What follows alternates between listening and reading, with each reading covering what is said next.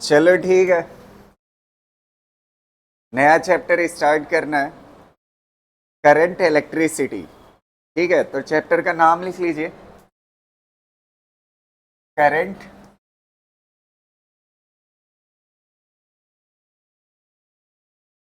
Electricity.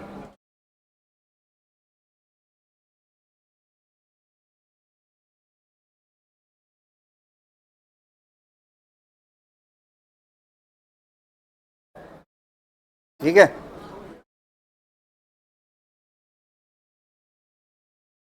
देखो ये जो चैप्टर है, एक मिनट,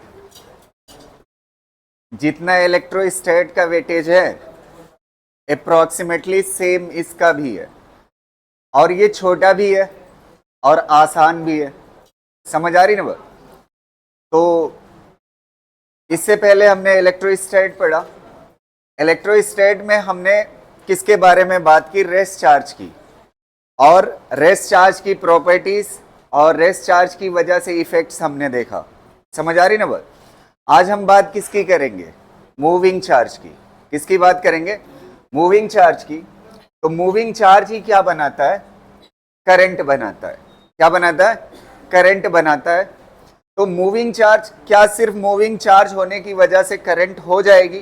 तो ऐसा नहीं है। करंट का मतलब बेसिकली जो होता है ना, करंट जो होती है बेसिकली वो क्या होती है?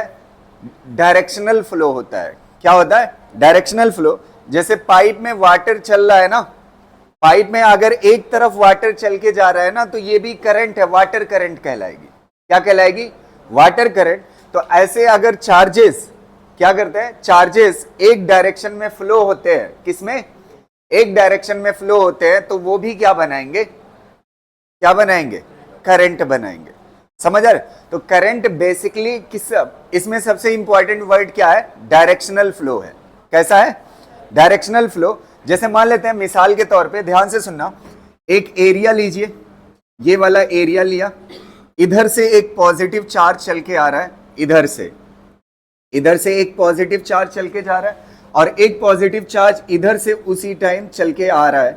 अगर दोनों एक टाइम पे इस एरिया को क्रॉस करते हैं तो नेट करंट क्या होगी? जीरो होगी। रीजन क्या है? जितना चार्ज इधर जा रहा है उतना ही चार्ज इधर आ रहा है, लेकिन अगर इसको हटा दें तब करंट होगी। तो करंट मतलब बेसिकली क्या है? Directional flow. किसका? चार्जेस का। किसके रिस्पेक्ट में? टाइम के रिस्पेक्ट में। उसी को क्या बोलते हैं? करंट बोलते हैं। तो पहले डेफिनेशन लिख लीजिए छोटी सी, ठीक है?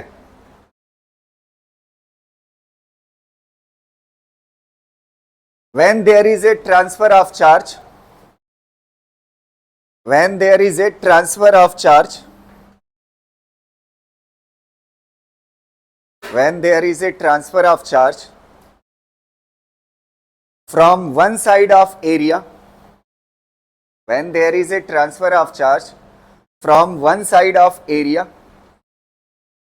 from one side of area to other side, one side of area to other side, one side of area to other side, we say that there is current. We say that there is current. We say that there is current. मतलब एक particular area से अगर क्या cross करता है? Charge cross करता है एक साइड से दूसरी साइड। समझ आ रही ना बात? तो क्या कहलाएगा? वहां पे क्या है? करंट है। समझ आ रही ना बात? तो करंट का फार्मूला क्या होता है वो देख लेते हैं। करंट का जो, करंट दो तरह की हो सकती है, बेसिकली दो तरह की हमें पढ़नी है। एक एवरेज करंट। कौन सी? Average current. एवरेज करंट क्या होती है? देखो, delta Q divide by delta T. समझ आ रही ना बात? ये क्या है? Total charge divide by total time. क्या देगा आपको? Average current. क्या देगा? एवरेज। और एक करंट होती है जिसका नाम क्या होता है? इंस्टेंटेनियस। इसमें क्या होगा? Del Q divide by del T होगा, और लिमिट क्या होगी? Limit delta T tends to क्या होगी? जीरो होगी। अगर ये टाइम की जो लिमिट है ना ये बहुत छोटी है, बहुत ही छोटे टाइम पे चार्ज का ट्रांसफर देखना क्या कहलाता है, इंस्टेंटेनियस करंट। और बड़े टाइम में चार्ज का ट्रांसफर देखना क्या कहलाता है, एवरेज करंट कहलाता है। समझ आए? और इसको मैथ की लैंग्वेज में ओवरऑल को क्या बोलते हैं, dq बाई dt बोलते हैं। क्या बोलते हैं, dq बाई dt बोलते हैं। समझ आ रही ना? तो इंस्टेंटेनियस किससे निकलेगी, डिफरेंशिएशन से, और एवरेज किससे निकलेगी, total charge upon total time से। ये दो तरह की करंट हमारी कैलकुलेशन में होती है। सबसे पहले दो बातें यहाँ पे मैं ग्राफ से रिलेटेड एक्सप्लेन कर देता हूं। अब हम चल रहे हैं क्वेश्चन की तरफ। डेफिनेशन तो हो गई, किसी पर्टिकुलर क्रॉस सेक्शन एरिया से अगर चार्ज क्रॉस करता है तो वहां पे क्या होगी, करंट होगी। चार्ज डिवाइड बाई टाइम क्या कहलाता है, करंट कहलाता है। और करंट दो तरह की होती है, एक एवरेज होती है और दूसरी इंस्टेंटेनियस होती है। अच्छा एक बात बताओ थोड़ा सा मुझे, current is equal to basically अगर फार्मूला देखा जाए I इज इक्वल टू क्या है, Q अपॉन T है, ये जनरल फार्मूला। अगर मैं आपसे कहूं एक पर्टिकुलर एरिया है, बस आपके कॉन्सेप्ट की क्लियरिटी के लिए, इधर से एक पॉजिटिव चार्ज चल के जा रहा है, इस एरिया को क्रॉस कर रहा है, और इधर से एक निगेटिव चार्ज चल के आ रहा है, तो आप करंट बताइए कितना होगी, 0, कितना होगी, करंट इज इक्वल टू क्या होता है, चार्ज अपॉन टाइम।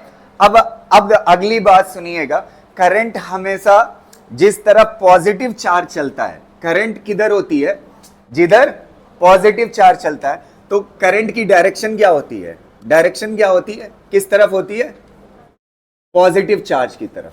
किस तरफ होती है, पॉजिटिव चार्ज की तरफ क्या ली जाती है करंट की डायरेक्शन, या तो उल्टा बोलिए, जिधर नेगेटिव चार्ज चलता है उसके अपोजिट होती है, जिधर नेगेटिव चार्ज चलता है उसके अपोजिट होती है। तो ये वाला पॉजिटिव चार्ज है, तो ये करंट कितना बनाएगा, I is equal to Q upon T, इतना बनेगी।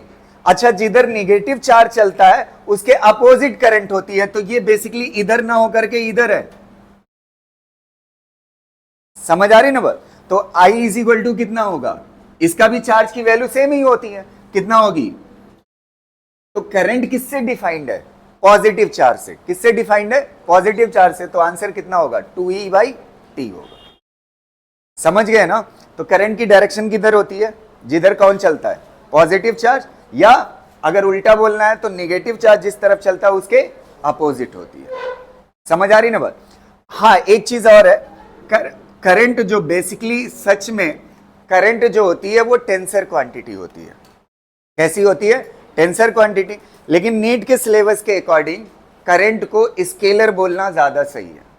क्या बोलना, स्केलर बोलना ज्यादा सही है। स्केलर होती है करंट, कैसी लिखी जाती है, कैसी बोली जाती है, स्केलर होती है। अच्छा करंट में तो डायरेक्शन है, डायरेक्शन किधर होती है, जिस तरफ पॉजिटिव चार्ज चलता है। लेकिन फिर ये स्केलर क्यों होती है, स्केलर इसलिए होती है क्योंकि ये वेक्टर एडिशन रूल को फॉलो नहीं करता। जैसे फॉर एग्जांपल एक बात बताइए, मान लेते हैं करंट इधर जा रही थी, ये 4 थी, कितना थी 4, और इधर करंट जा रही थी, इधर कितना थी 3 एम्पियर, और इधर कितना थी 4 एम्पियर, और इसके बीच में एंगल कितना था, मान लेते हैं 90 डिग्री। कितना था, 90 डिग्री।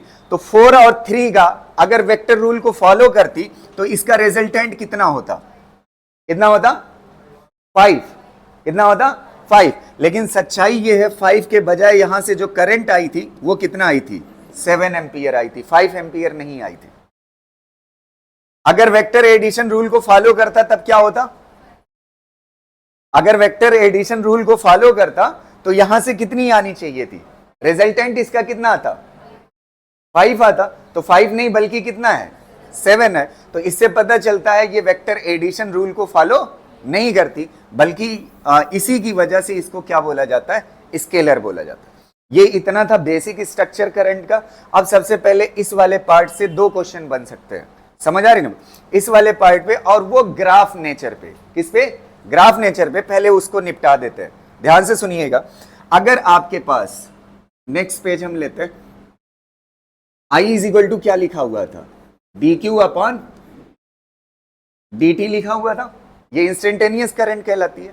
तो एक बात मैं लगातार कह चुका हूं, अगर ग्राफ प्रेशर वर्सेस वॉल्यूम है, कैसा है, प्रेशर वर्सेस वॉल्यूम, तो इसका स्लोप जो होगा, प्रेशर वर्सेस वॉल्यूम ग्राफ का स्लोप कैसा भी हो नेचर, इसका स्लोप क्या होता है, डीपी बाई डीवी होता है ना, डीपी बाई डीवी होता है। और अगर आपका ग्राफ एक्सीलरेशन वर्सेस टाइम है, ऐसा ग्राफ किसी भी तरह का हो, इसका स्लोप क्या होगा, D A by D T होगा। ये मैं पढ़ा चुका हूं। तो ऐसे ही थोड़ा सा सोचिए, अगर आपके पास ग्राफ चार्ज वर्सेस टाइम है, कैसा है, चार्ज वर्सेस टाइम, तो इसका स्लोप क्या देगा, dq बाई dt। तो इसका स्लोप dq बाई dt क्या कहलाएगा, करंट कहलाएगा। तो चार्ज और टाइम ग्राफ का जो स्लोप होगा वो ऑलवेज क्या होगा, करंट होगा। जैसे मान लेते हैं फॉर एग्जांपल, एक लाइन ये है ग्राफ की और एक लाइन ये दूसरी है ग्राफ की, ये वाली, और ये वाला एंगल 30 है और ये वाला एंगल जो है 60 है। कितना है, 60 है। अब आपको पता है ये ग्राफ किसके बीच में है, किसके बीच में, चार्ज और टाइम के बीच में। और चार्ज और टाइम का ग्राफ क्या देता है, स्लोप क्या देता है, करंट देता है। और स्लोप की एक और डेफिनेशन बताइए, स्लोप को क्या कह सकते हो आप, अगर ग्राफ में देखोगे टेन थीटा, क्या कह सकते हो, टेन थीटा। तो इसका मतलब ये वाला जो लाइन है ये अलग टेन थीटा है और ये वाला लाइन अलग टेन, और टेन थीटा क्या है, स्लोप, और स्लोप को क्या बोलते हैं, करंट। तो करंट का रेशियो पूछ सकता है ना, समझ आए। तो इस ग्राफ का नाम 1 दे देते हैं और इस ग्राफ का नाम क्या दे देते हैं, 2। तो अगर आपसे पूछता है कि करंट का रेशियो कितना होगा, तो I1 डिवाइड बाई क्या लिखोगे, I2 इज इक्वल टू क्या हो जाएगा बताइए, 1030 डिवाइड बाई 1060। अब आप 1030 और 1060 की वैल्यू आप जानते हैं। 1030 की वैल्यू कितना होती है, 1/√3, और 1060 की वैल्यू √3, तो कितना आ जाएगा, बस आंसर हो गया, करंट का रेशियो। समझ आई बात।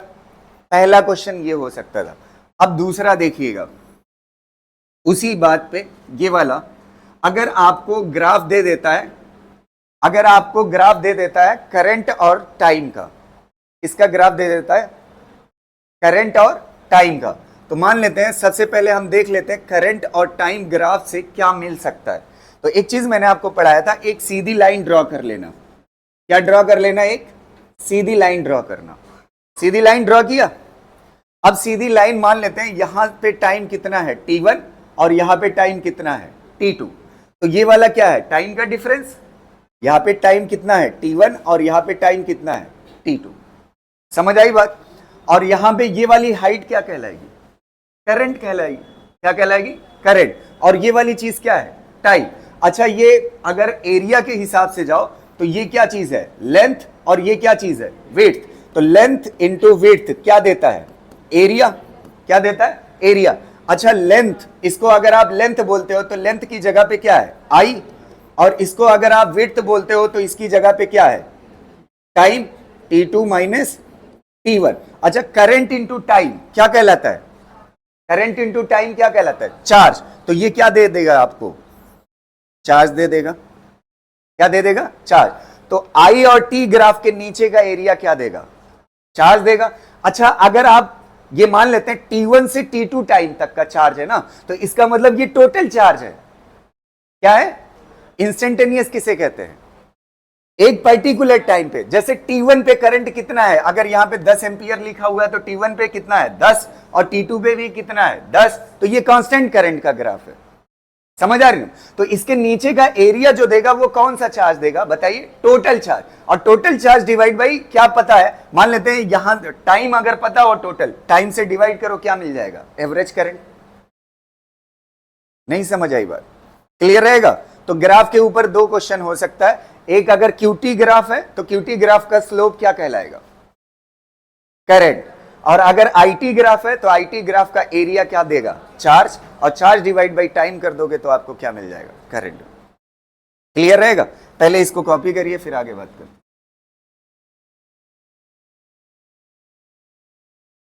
चलो, ये हो गया कि नहीं, लिख चुके ना, है, हो गया। ये वाला देखिए,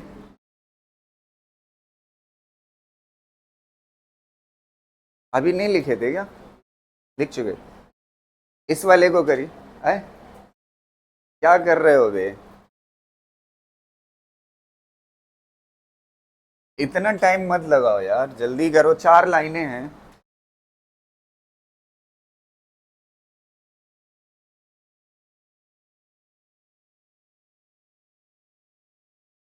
हो गया?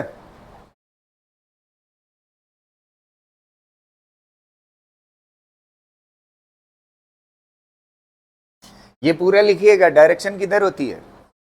पॉजिटिव चार्ज की तरफ। ये वाला लिख लीजिए, फिर इस पे क्वेश्चन करते हैं ना।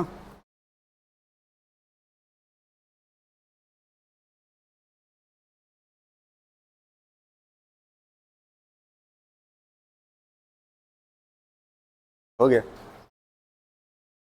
ये क्वेश्चन देखिएगा इसके ऊपर।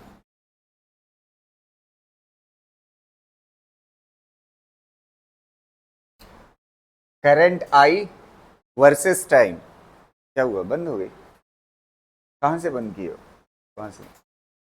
Current I, current I versus time T graph through a conductor is shown in the figure. Average current through the conductor in the interval 0 से 15 मिनट। ये ग्राफ आपको दिया हुआ है। तो सबसे पहले एवरेज करंट के लिए आपको क्या चाहिए होता है? Average current is equal to total charge divide by total time. तो टोटल टाइम कितना है? 15 second. Total charge current versus time graph है, तो इसके नीचे का आप क्या निकाल दोगे? एरिया निकाल दोगे। तो एरिया कितना आएगा, निकालिए। एक ट्रायंगल ये है, एक ट्रायंगल ये है, तो इसका एरिया कितना आएगा बताइए? हाफ इनटू बेस कितना 5 और हाइट कितना 10 प्लस इस वाले ट्रायंगल का हाफ, बेस कितना है 10 और हाइट कितना है 10, तो कितना आ जाएगा? ये कितना आ जाएगा 25 और ये कितना आ जाएगा 50, तो कितना आ जाएगा 75। और एरिया ही क्या देगा? चार्ज। चार्ज कितना हो गया 75, तो कितना आ जाएगा 5 एम्पीयर। ऑप्शन ही नहीं है, इसको 5 एम्पीयर कर।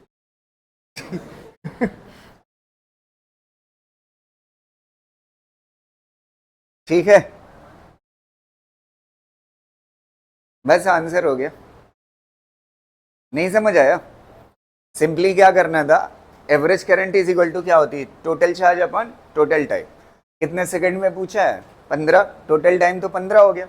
आपको टोटल चार्ज चाहिए था, तो इसके नीचे का एरिया निकालना था। ट्राइंगल का एरिया क्या होता है? हाफ इंटू एरिया क्या देगा? चार्ज देगा। Half into base into height, पहला area. Half into base into height, दूसरा एरिया। कर ले जाओगे ना?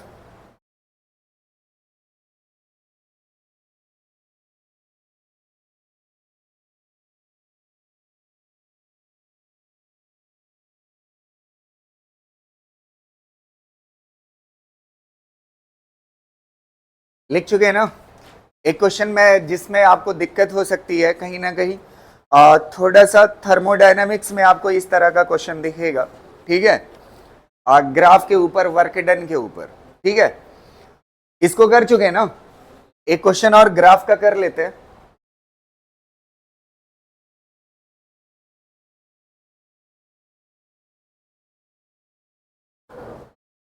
हो गया?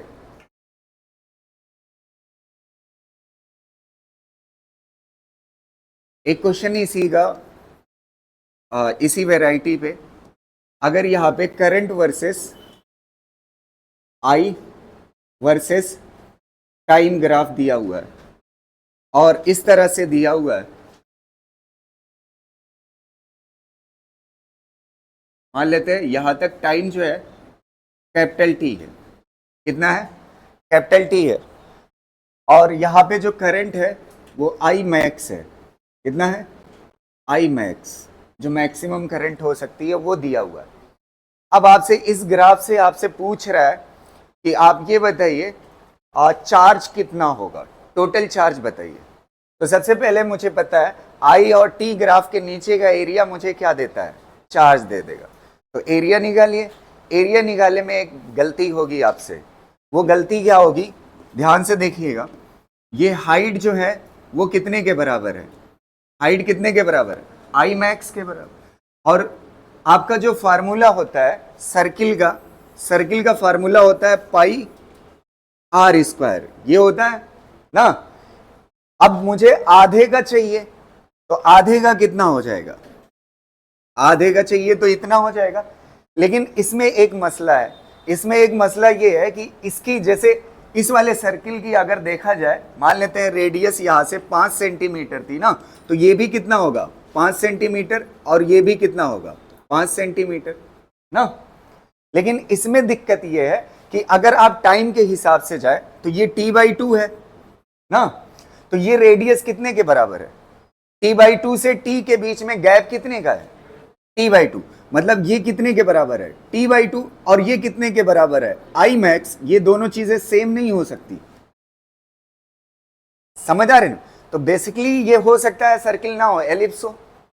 तो इस तरह के क्वेश्चन जब ऐसे हो जिनकी डायमेंशंस रेडियस वाली अलग हो सकती हो, तो इस केस में खाली आपको क्या करना है, एक मिनट ध्यान से सुनना, यही एरिया क्या देगा, इसके नीचे का एरिया क्या देगा? चार्ज टोटल ना, टोटल चार्ज देगा, इसमें कोई डाउट नहीं है। पाई आर स्क्वायर को क्या कर लीजिए, R1 और R2 कर लीजिए, डिवाइड बाई क्या हो जाएगा? 2 हो जाएगा, एकदम सेम। अब देखो यहां पे क्या हो जाएगा, पाई R1 की जगह पे कितना है बताइए? t/2 कर लिया। R2 की जगह पे कितना है? आई मैक्स ना, आई मैक्स। अभी तो मैंने पाई R1 R2 रखा है, और डिवाइड में क्या है? 2, तो कितना हो जाएगा?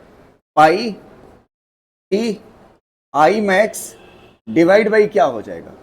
4। ये हो गया, ये टोटल चार्ज निकल आया। अब total charge divide by time क्या कहलाता है बताइए? दूसरा क्वेश्चन क्या हो सकता है आपसे? दूसरा क्वेश्चन हो सकता है आई एवरेज बताइए। तो I average is equal to क्या होता है? Total charge divide by total time. तो टोटल चार्ज कितने के बराबर हो गया? Pi capital T I max divide by total time. Total time यहां से यहां तक कितना है, ये वाला तो लिख लिया ना, टोटल चार्ज हो गया। और टोटल टाइम कितने के बराबर है? कैपिटल टी, टी से टी क्या हो जाएगा? कैंसिल, बस आंसर आ गया। समझ आया? बस आपको यहीं पे ध्यान रखना है, ये अगर ये प्रोफेशनल सर्किल है तो इसमें दोनों रेडियस क्या होती है? सेम होती है। और अगर इस तरह की दो क्वांटिटी है तो रेडियस की जगह पे आप क्या कर दोगे? स्क्वायर के बजाय क्या लिख दोगे? R1 R2 लिख दो, बस हो जाएगा आंसर। ये तो अभी एक पार्ट मैंने क्लियर किया आपका, कौन सा वाला? ग्राफ के ऊपर का। इसका ग्राफ के ऊपर जो क्वेश्चन हो सकते थे। अब चलते हैं उस तरफ जिसमें डिफरेंशिएशन और इंटीग्रेशन इन्वॉल्व हो। जिसमें क्या इन्वॉल्व हो? डिफरेंशिएशन और इंटीग्रेशन।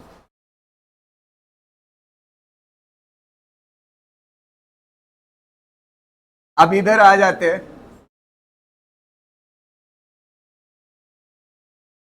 इस वाले पे देखो, इंस्टेंटेनियस करंट क्या होती है? Instantaneous current dq by dt। पहले इस फार्मूले पे एक छोटा सा क्वेश्चन कर लेते हैं, फिर उसके बाद इसके बाद इस पे करेंगे, ठीक है?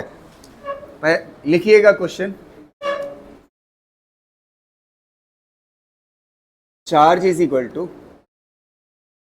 3t² plus 2t, find the. ये बहुत बच्चों वाला क्वेश्चन है। Find the current at t is equal to 2 second. अच्छा, ये क्वेश्चन इंस्टेंटेनियस का है या एवरेज का? 14 ना, हाँ सही। किस पे है ये क्वेश्चन? इंस्टेंटेनियस पे, क्योंकि at time t is equal to 2 second पूछा है ना। तो एट टाइम मतलब किसी टाइम पर, तो इसका मतलब समझ जाना किसका है? इंस्टेंटेनियस का। तो इसको क्या करना पड़ेगा? डिफरेंशिएशन। डिफरेंशिएशन कैसे करते हो आपको पता है? पावर आगे आ जाती है तो 3 2 जा कितना हो जाएगा? 6, और पावर में एक क्या कर देते हो? माइनस। तो 2 में से एक जाएगा तो कितना हो जाएगा? 1 प्लस 2 और टी का डिफरेंशिएशन किसके रिस्पेक्ट में, टी के रिस्पेक्ट में कितना होता है 1, लिखने की जरूरत नहीं, करंट आ गई। अब किस टाइम पे पूछा है 2 सेकेंड पे, तो यहाँ पे 2 सेकेंड रख दो, तो एट 2 सेकेंड कितना हो जाएगा, एट 2 सेकेंड करंट कितना हो जाएगी 14 एम्पीयर। ये हो गया, ठीक है।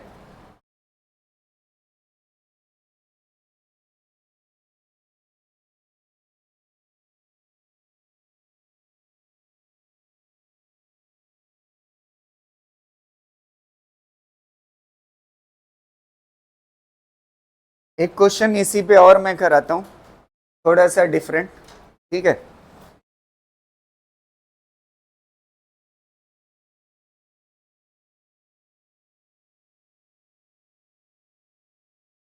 -40 - t।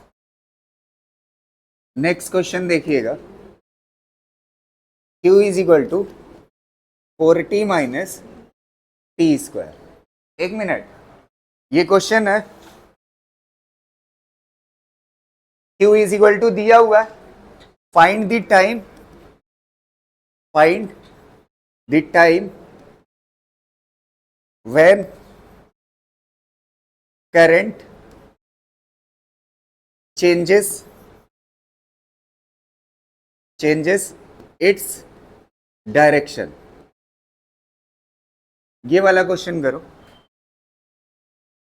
ये चार्ज इज इक्वल टू दिया हुआ है, आपसे पूछ रहा है आप वो टाइम बताइए जब करंट अपनी डायरेक्शन क्या कर लेगा, चेंज कर लेगा। तो ऐसा क्वेश्चन काइनेमेटिक्स में भी बन सकता है, तो ये वैरायटी मुझे यहां पढ़ानी थी, इसलिए काइनेमेटिक्स में नहीं बताई थी। समझ आ रही ना बात? देखो, चार्ज इज इक्वल टू दिया हुआ है और करंट के डायरेक्शन चेंज करने की बात कर रहा है, तो सबसे पहले हमें करंट तक पहुंचना है। करंट तक पहुंचने का तरीका क्या है, चार्ज अगर गिवन हो डिफरेंशिएट कर दो। क्या कर दो, differentiate. I is equal to कितना हो जाएगा, डिफरेंशिएट करोगे I is equal to D Q by D T करोगे, तो यहां पे कितना आ जाएगा 4t। 4 तो कांस्टेंट है, t का डिफरेंशिएशन कितना होता है 1, तो कितना हो जाएगा 4, और यहां से कितना हो जाएगा, पावर आगे आ जाएगी 2t, और पावर में एक क्या हो जाएगा माइनस, तो इतना हो जाएगा। अब करंट की जगह पे क्या पुट कर देना है, जीरो। करंट की जगह पे क्या पुट कर देना है, जीरो। एक चीज आप सोचिए, ध्यान से सुनिए, जैसे चार्ज और टाइम का ग्राफ मैं बनाता हूं, ध्यान से सुनना, ये चार्ज है, ये चार्ज है और ये टाइम है, इस तरह से ग्राफ मैं बनाता हूं। अच्छा, यहां पे चार्ज क्या हो रहा है, करंट, करंट।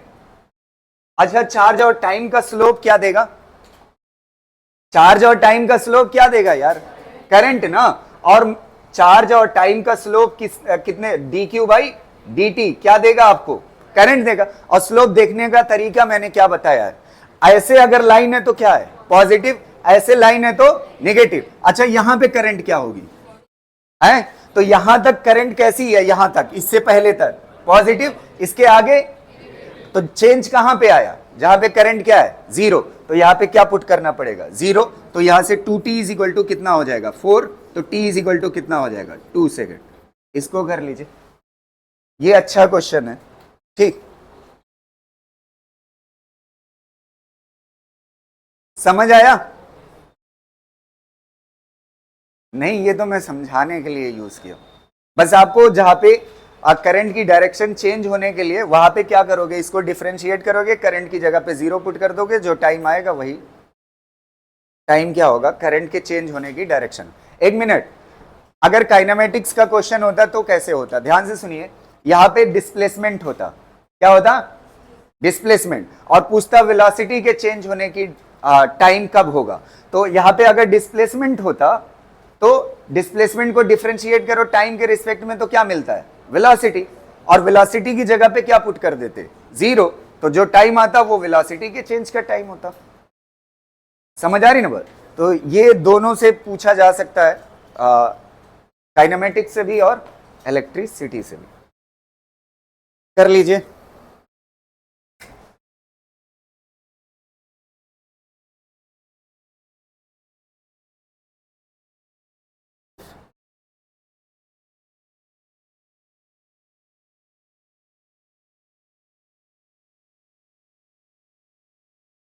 एक क्वेश्चन और इस पे करा देता हूं, डबल वेरिएबल का, ठीक है।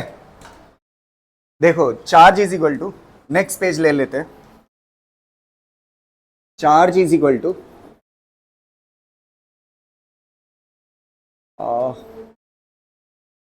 टी की पावर 2 और ई की पावर -3t, ये दिया हुआ है। ठीक, ये दिया हुआ है charge. Find the time, find the time when direction of current changes. अब इस तरह का डिफरेंशिएशन आपको आता है कि नहीं आता है, ध्यान से सुनिएगा। वैसे डबल वेरिएबल मैंने एक जगह पढ़ाया था डिफरेंशिएशन में, ठीक है। अगर आप देखोगे तो तीसरी लाइन या चौथी लाइन यही है डिफरेंशिएशन जहां से पढ़ाया। तो जब डबल वेरिएबल वाला कॉन्सेप्ट आता है तो कैसे डिफरेंशिएट करते हैं, ध्यान से सुनिएगा। आपको करंट तक पहुंचना है और करंट की जगह पे क्या पुट करना है, 0 पुट करना है, तब जाके टाइम मिलेगा। ठीक है, तो इस तरह के सबसे पहले एक चीज मैं आपको बता देता हूं जिसका ये छूटा हुआ। अगर मान लेते हैं डिफरेंशिएशन करना है e की पावर -3t का, तो इसका डिफरेंशिएशन क्या करिए, इसका डिफरेंशिएशन जो होगा मान लेते हैं टाइम के रिस्पेक्ट में, तो पहले एक बार इसी चीज को लिख लीजिए कितना हो जाएगा, और इसमें जो कांस्टेंट लगा हुआ है t के साथ उसको किधर मल्टीप्लाई में लिख लीजिए, बस डिफरेंशिएशन हो जाता है। अब ध्यान से सुनना, जब डबल वेरिएबल का डिफरेंशिएशन करना हो तो dq बाई dt क्या क्या देगा आपको, करंट देगा। इसमें क्या करते हैं, पहले एक को छोड़ देते हैं, एक वेरिएबल को छोड़ देते हैं, टी स्क्वायर को टच भी नहीं करेंगे, क्या मान के चलेंगे, कांस्टेंट।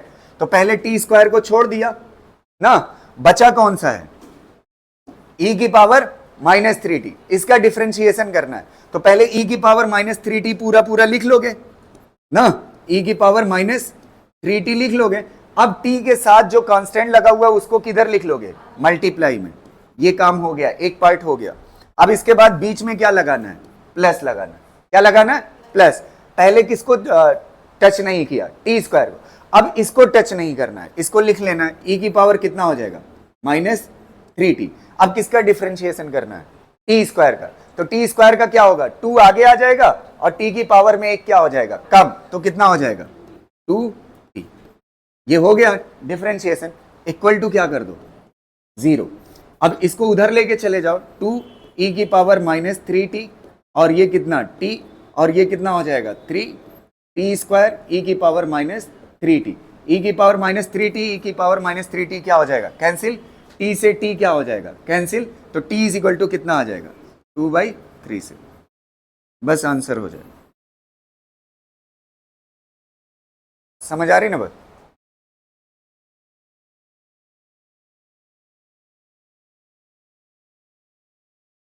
एक बार और बता दूं डिफरेंशिएशन, दो वेरिएबल है, दो जगह टी दिख रहा है ना, तो एक को कैसा रख लो, कांस्टेंट, टी स्क्वायर को छुआ नहीं, इसका डिफरेंशिएशन करना है, तो इसको एक बार पहले पूरा लिख लो।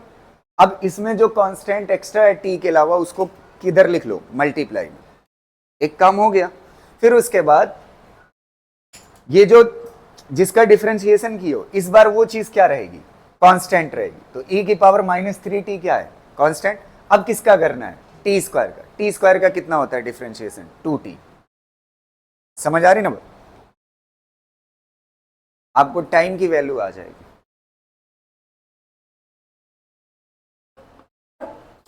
अच्छा, ये सारी वैरायटी किस पे थी जो मैंने कराई है, किस टाइम पर करंट डायरेक्शन चेंज करेगी, टाइम पर ना, तो ये इंस्टेंटेनियस है ना, और कितने टाइम में ये क्या होता है, टाइम इंटरवल में, मतलब बड़ा टाइम, तो वो क्या कहलाता है, एवरेज।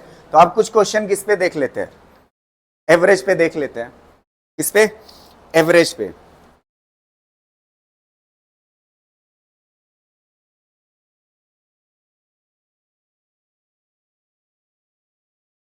ये पहले बच्चों वाला, Q is equal to 3t square plus 2, find the current find the current in the time interval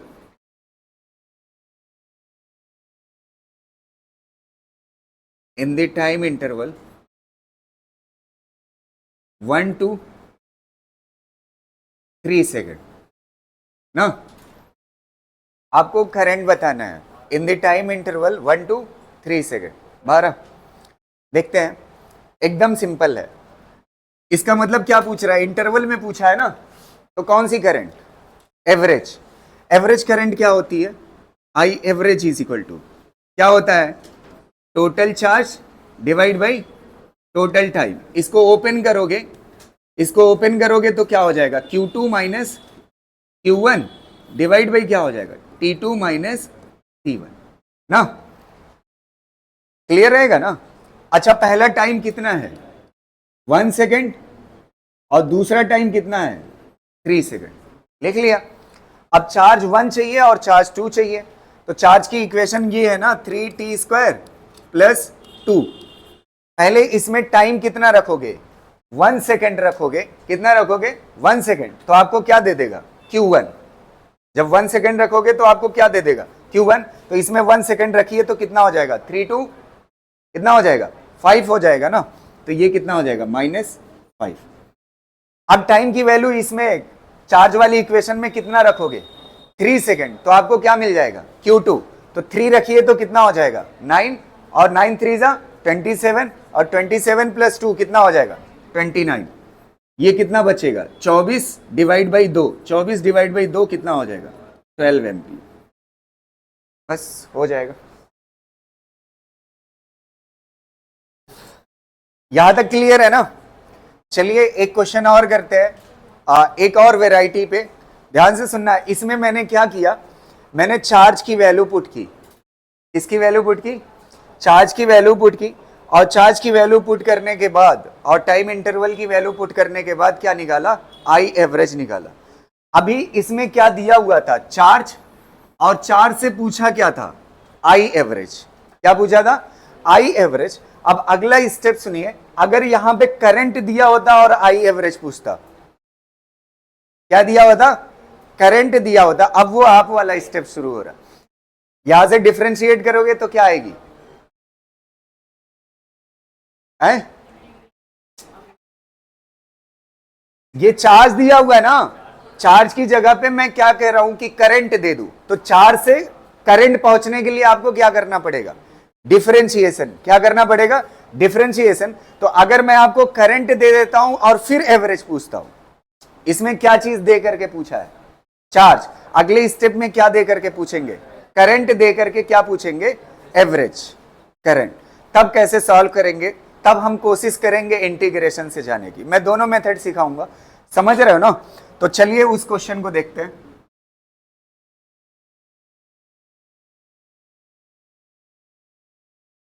चलिए ये क्वेश्चन आपको क्लियर है ना।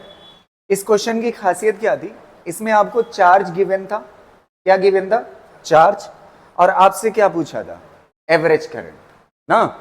अगला क्वेश्चन जो वैरायटी है उसमें करंट गिवन है, क्या गिवन है, करंट। और करंट गिवन है तो ये वाली जो करंट है ना, इसमें टाइम दिख रहा है ना, तो इंस्टेंटेनियस करंट है। तो इंस्टेंटेनियस करंट दे करके क्या पूछेगा, एवरेज करंट। क्या पूछेगा, एवरेज करंट। तो चलिए नेक्स्ट वैरायटी पे चलते हैं, और नेक्स्ट वैरायटी को बहुत ही केयरफुली सुनिएगा। 5 से 10 मिनट लूंगा, लेकिन बहुत सारी चीजें आपको सिखा दूंगा, कुछ चीजें आपको काइनेमेटिक्स से भी जोड़ करके दिखाऊंगा, तो बढ़िया से समझिएगा नेक्स्ट वैरायटी। चलिए आइए इस क्वेश्चन को देखते हैं। इसमें क्या दिया हुआ है, a current in a wire varies with time according to relation I is equal to इतना दिया हुआ है। ये रिलेशन दिया हुआ है, इस रिलेशन को थोड़ा सा मैं चेंज करता हूं, बल्कि यहां पे आई इज इक्वल टू क्या कर लीजिए, 3t² प्लस 2t कर लीजिए, जिससे और अच्छा लगेगा, सॉल्व करने में और मजा आएगी, बढ़िया लगेगा। चलिए आई की जगह पे ये कर लीजिए, कोई दिक्कत नहीं, इससे भी सॉल्व कर सकते थे, लेकिन इससे और अच्छा लगेगा। यहां तक हो गया। अब कह रहा है how many coulomb of charges passes through the cross section of the wire. आपसे क्या पूछ रहा है, चार्ज। क्या पूछ रहा है, चार्ज, और गिवन कौन सी इक्वेशन है, करंट। तो करंट दे करके क्या पूछ रहा है, चार्ज। इससे पहले वाली अगर आप वैरायटी पे जाएंगे तो आपको क्या गिवन होता था, चार्ज। तो चार्ज गिवन होता था और करंट पूछता था, तो इसको डिफरेंशिएट कर देते थे तो आपको क्या मिल जाती थी, करंट मिल जाती थी ना। तो चार्ज दे करके अगर आपसे क्या पूछता है, करंट, तो आपको क्या करना है, डिफरेंशिएशन। इस वाले क्वेश्चन में क्या दिया हुआ है, करंट, आपसे क्या पूछा है, चार्ज, तो आपको क्या करना है, इंटीग्रेशन। तो चलिए इसको सॉल्व करते हैं। मान लेते हैं यहां पे आई इज इक्वल टू क्या होता है, D Q by D T ना। तो D Q is equal to क्या हो जाएगा, D Q is equal to I D T. और एक बार फिर मैं आपसे कह रहा हूं कि आप 10 मिनट बस सुन लीजिएगा बढ़िया से, एक एक चीज मैं आपको क्लियर कर दूंगा। तो यहां तक हो गया। अब देखो मैंने आपको फिजिक्स में बोला है कि ये जो डी क्यू होता है ये क्या होता है, छोटा सा चार्ज होता है। डी क्यू क्या होता है, छोटा सा चार्ज। अगर इस पे इंटीग्रेशन लगा देते हो, क्या कर देते हो, इंटीग्रेशन, तो आपको क्या मिल जाएगा, टोटल चार्ज। क्या मिल जाएगा, टोटल चार्ज। तो डी क्यू छोटा सा चार्ज, इंटीग्रेशन लगा दिया तो क्या हो गया, टोटल चार्ज। अब आई की वैल्यू आपको गिवन है, तो यहाँ पे क्या हो जाएगा, डी क्यू, और यहाँ पे इंटीग्रेशन। आई की वैल्यू पुट कर दीजिए। आई की वैल्यू पुट करोगे तो कितना हो जाएगा, 3t² प्लस 2t, और यहाँ पे क्या है, dt ना। और आपको टाइम की लिमिट दी हुई है, कहां से कहां तक, 0 से 4 सेकंड। तो यहाँ पे लिमिट लगा दीजिए 0 से 4 सेकंड। अब आगे आपको क्या आना चाहिए, इंटीग्रेशन आना चाहिए। क्या आना चाहिए, इंटीग्रेशन। अच्छा डी क्यू छोटा सा चार्ज है, इंटीग्रेशन लगा हुआ है, तो इसका मतलब क्या हो जाएगा, टोटल चार्ज। ये वाला पार्ट निपटा दिया। अब इधर वाला आप अगर ज्यादा फैमिलियर है, आपको इंटीग्रेशन अच्छे से आता है, तो आप सीधा कर सकते हैं। अदरवाइज जैसे मैं आपको सिखा रहा हूं उस तरह से कर लीजिए आपके हिसाब से।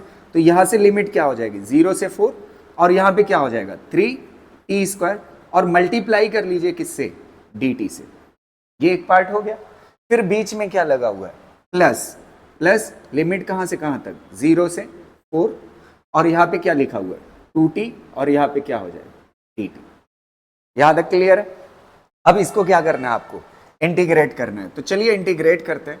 ये 3 कांस्टेंट है, बाहर आ जाएगा। और इंटीग्रेशन का तरीका क्या होता है, पावर में एक क्या हो जाता है, ऐड हो जाता है। तो ये कितना हो जाएगा, t की पावर 3, और नीचे कितना आ जाएगा, 3 ना।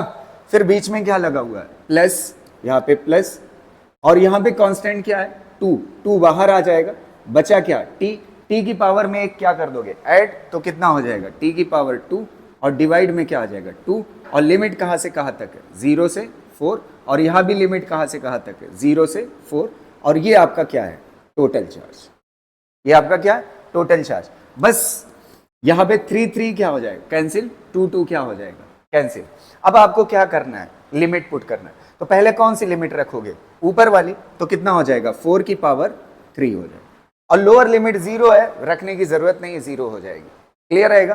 प्लस कौन सी लिमिट रखोगे, पहले ऊपर वाली, तो 4 की पावर कितना हो जाएगा, 2, ठीक है। और लोअर लिमिट लगाने की जरूरत नहीं है। तो ये कितना हो जाएगा, 64, और ये कितना हो जाएगा, 16, तो कितना आ जाएगा, 80 आ जाएगा। तो टोटल चार्ज कितना आ गया, 80 ना। ये हो गया आपका टोटल चार्ज आ गया 80। यहां तक क्लियर है। अब देखो टोटल चार्ज आ गया। अब आपको पता है अगर इसी क्वेश्चन में यहां पे तो सिर्फ चार्ज तक पूछा था, अगर आपको क्या पूछा होता, चार्ज के बजाय एवरेज करंट पूछा होता, क्या पूछा होता, एवरेज करंट। तो ये मैं अपनी तरफ से करा रहा हूं, तो इसको मैं कलर बदल दे रहा हूं। आई एवरेज पूछा होता, तो I average is equal to क्या होता है, total charge divide by total time. Total charge divide by total time. Total charge कितना है, 80, और टोटल टाइम कितना है, 0 से कितना सेकेंड, 4, तो यहां पे कितना हो जाएगा, 4, तो आपका आंसर कितना आ जाएगा, 20। कितना आ जाएगा, 20। और करंट है तो किसमें, यूनिट, एम्पियर। क्लियर है ना। तो आपको एवरेज करें। तो कहने का सेंस ये है, अगर आप देखोगे, अगर यहां से आप देखते और इस रिजल्ट को आप देखते, क्वेश्चन में तो चार्ज पूछा था, यहीं तक पूछा था। अगर मैं अपनी तरफ से मैं आपको बताऊं, तो यहां पे अगर आप देखोगे करंट दे करके, ये कौन सी करंट है, इंस्टेंटेनियस। कौन सी करंट है, इंस्टेंटेनियस करंट दे करके अगर आपको एवरेज करंट पूछता है, क्या पूछता है, एवरेज करंट, तो आप इंस्टेंटेनियस से पहले क्या निकाल लेंगे, आप टोटल चार्ज डिवाइड बाई क्या कर देंगे, आप टोटल टाइम, तो आपको क्या मिल जाएगा, एवरेज करंट। अगर आप ईमानदारी से सही से देखेंगे ना, तो अगर मैं इसका फार्मूला बनाऊं I average is equal to क्या होगा, इंटीग्रेशन ऑफ आई इंस्टेंटेनियस और यहां पे क्या लगा दोगे, dt डिवाइड बाई क्या हो जाएगा, dt। समझ आ रही ना बात। अब देखो यही वाली चीज है कि नहीं, ध्यान से देखना, ये वाला जो टोटल चार्ज वाला पोर्शन है, तो टोटल चार्ज वाला यही तो है, ये छोटा सा चार्ज इंटीग्रेशन लगा हुआ है, तो इसका मतलब क्या है, टोटल चार्ज। समझ आ रहे, तो ये क्या चीज है बताइए, टोटल चार्ज। क्या है, टोटल चार्ज। और ये वाली चीज क्या है, dt क्या है, छोटा सा टाइम, इंटीग्रेशन लगा दो तो पूरा time, total charge divide by total time क्या कहलाता है, एवरेज करंट कहलाता है। तो आई इंस्टेंट दे करके क्या पूछ सकता है, आई एवरेज। तो ये वाला पार्ट तो ये है, और ये वाला क्या है, टोटल टाइम, कहां से कहां तक, 0 से 4। अगर यही टाइम 1 से 4 दिया होता, क्या दिया होता, 1 से 4, तो dt का इंटीग्रेशन क्या होता है, dt का इंटीग्रेशन क्या होता है, t होता है, क्या होता है, t। और लिमिट कहां से कहां तक, 1 से कहां तक, 4। तो पहले ऊपर वाली लिमिट रखते, कितना होता, 4, और लोअर लिमिट लगाने से पहले क्या लगाते हो, माइनस, यहां पे कितना आ जाता, 1, तो यहां पे कितना आता, टोटल टाइम 3 आता। समझ आए, तो ये लिमिट के हिसाब से ये आ जाएगा।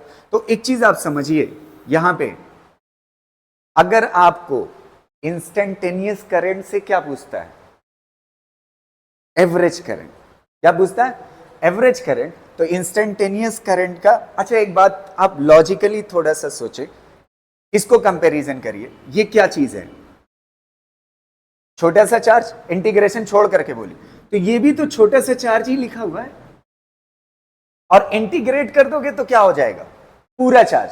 तो ये total charge divide by total time. समझ गए ना, तो बस आपको क्या मिल जाएगा, एवरेज करंट मिल जाएगी।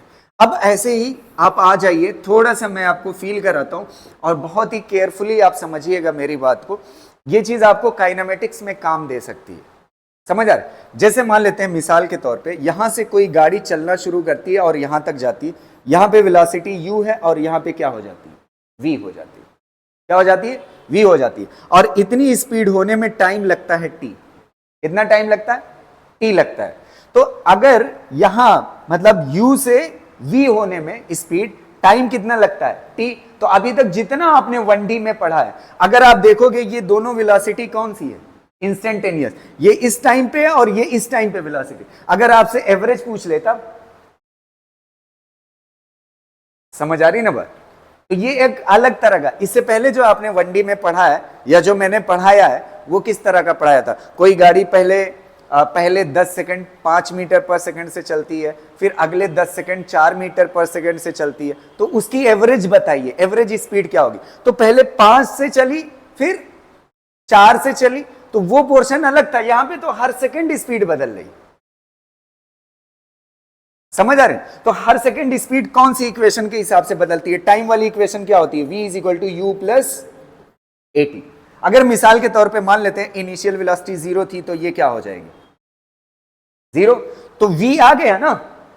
जैसे यहां पे i इंस्टेंटेनियस दिया था, वैसे ये कौन सी इक्वेशन है, v इंस्टेंटेनियस, ये कौन सी इक्वेशन है, v इंस्टेंटेनियस। तो v इंस्टेंटेनियस से v एवरेज नहीं पूछ सकता, जैसे i इंस्टेंटेनियस से क्या पूछा है, i एवरेज, वैसे v इंस्टेंटेनियस से क्या पूछ सकता है, v एवरेज। तो इस v इंस्टेंटेनियस से अगर आपको v एवरेज निकालना होगा, तो आप लॉजिकली थोड़ा सा मुझे सोच करके बताइएगा, इसको मैं अलग कलर से लिखता हूं पेन से, आप फील करिएगा। अगर v एवरेज लिखना होगा, तो v एवरेज लिखना होगा, यहां पे v एवरेज लिखोगे, v एवरेज ना, और ऊपर क्या हो जाएगा, v इंस्टेंटेनियस, और यहां पे क्या हो जाएगा, dt, नीचे क्या हो जाएगा, इंटीग्रेशन ऑफ dt। है कि नहीं इसके जैसा। अच्छा थोड़ा सा और मुझे बताइएगा, i dt क्या कहलाता है, i dt क्या कहलाता है, छोटा सा चार्ज। ऐसे ही आप मुझे बताइए v dt क्या कहलाएगा, छोट वेलोसिटी इनटू टाइम क्या कहलाता है, डिस्प्लेसमेंट यार, ये तो 9th क्लास का कॉन्सेप्ट है। वेलोसिटी इनटू टाइम क्या कहलाता है, तो dt लगा हुआ है, अगर फुल टाइम लगा होता तो टोटल होता, छोटा सा टाइम में छोटा सा डिस्प्ले, तो ये छोटा सा डिस्प्लेसमेंट इंटीग्रेशन करोगे तो क्या हो जाएगा, पूरा display, total displacement divide by total time, क्या कहलाता है, एवरेज वेलोसिटी। अब यहां पे क्या करना है, v की जगह पे यही 80 पुट कर देना, इंटीग्रेट कर देना, आंसर आ जाएगा। समझ आ रही ना बस, ये किसका क्वेश्चन हो गया, काइनामेटिक्स का। किसका हो गया, तो इंस्टेंटेनियस करंट दी हो तो उससे क्या निकालना हो, एवरेज करंट, तो आई इंस्टेंटेनियस dt का integration with respect to time, फिर उसके बाद यहां पे नीचे क्या dt लिख दो। अगर v इंस्टेंटेनियस दिया हो, v एवरेज निकालना हो, तो v average is equal to क्या हो जाएगा, v instantaneous dt divide by total time dt। कर ले जाओगे, समझ आ गया कि नहीं। तो अगला जो, ये कॉपी कर लीजिए, अगला जो कॉन्सेप्ट मैं पढ़ाऊंगा उसमें क्या होगा, थोड़ा सा जैसे इससे पहले वाले में, इससे पहले वाले क्वेश्चन में चार्ज दे करके क्या पूछा था, एवरेज करंट, इसमें क्या है, करंट दे करके क्या पूछा, एवरेज करंट। अगला क्वेश्चन जो कराने जा रहा हूं, जो इससे पहले वाले में चार्ज दे करके क्या पूछा था, एवरेज करंट, उसमें लिमिट दी हुई थी, क्या दी हुई थी, लिमिट, तो आसान था। अगला भी क्वेश्चन आसान ही है, लेकिन अगले क्वेश्चन में चार्ज की इक्वेशन दी होगी और एवरेज करंट पूछेगा, लेकिन लिमिट नहीं होगी। चलिए देखते हैं नेक्स्ट क्वेश्चन, पहले इसको कॉपी कर लीजिए, ठीक।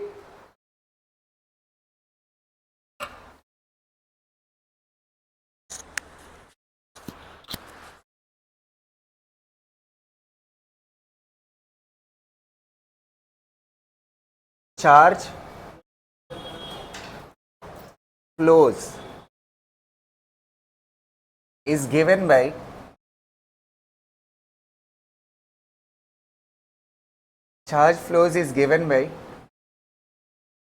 q is equal to 4t minus t square ना, find average current।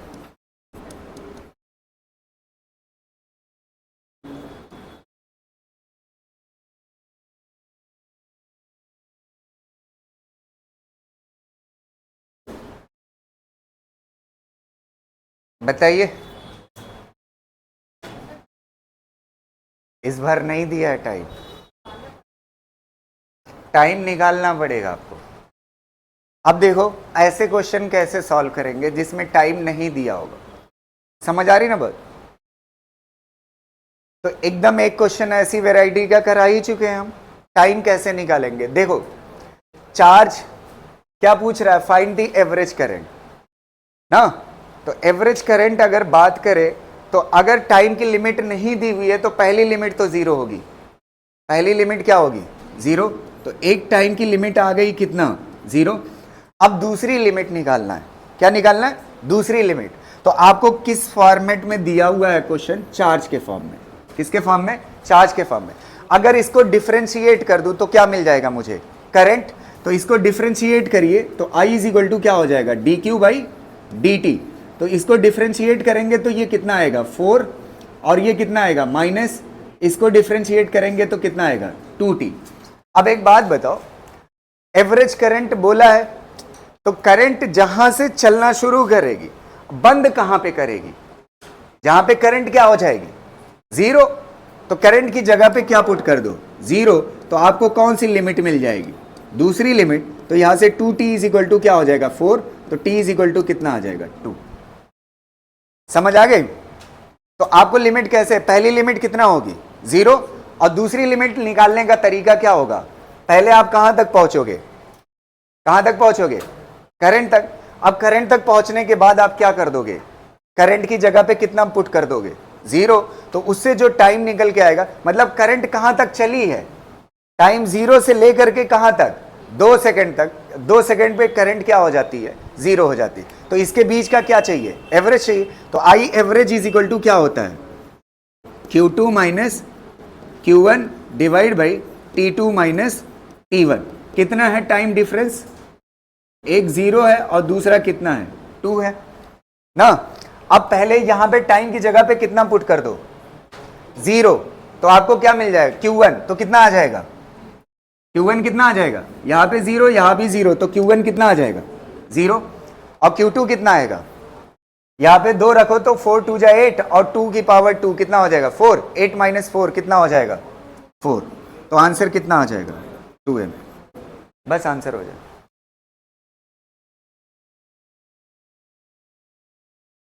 यहां तक हो गया ना।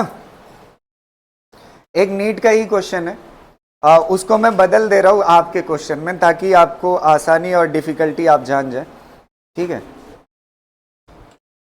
लिख चुके ना। चार्ज इज इक्वल टू क्या कर दीजिए, Q is equal to AT minus BT square कर दीजिए ना। अब निकालिए एवरेज इस वाले से। ठीक है,